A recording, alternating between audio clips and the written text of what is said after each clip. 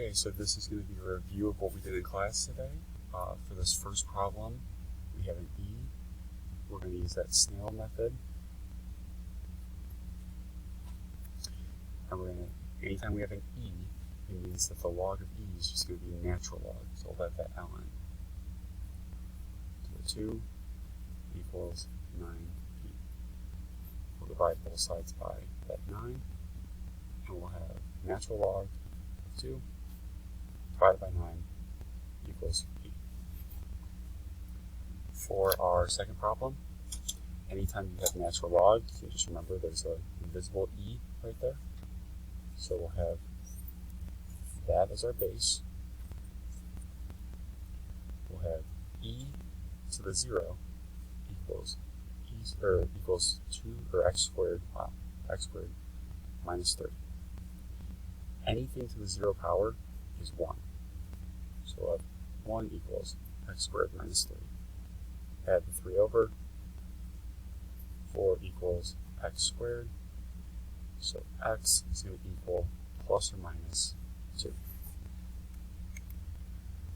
For this third problem, anytime you have log and it doesn't say anything, there's an invisible 10 underneath.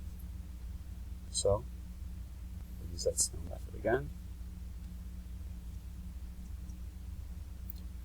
10 squared equals x squared minus 576. 10 squared is 100. We're going to add the 576 to both sides. So I'll have 100 plus 576 equals x squared. Add this together. Take the square root. And we have x equals plus or minus 26. For this last one, again, we have that little invisible e.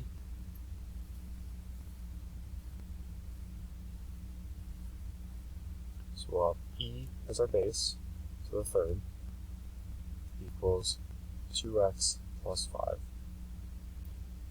minus the 5. We have e cubed minus 5 equals 2x. Divide both sides by 2, and we have x equals e cubed minus 5 over 2. And that is what we did in class today. If you have any questions, please reach out.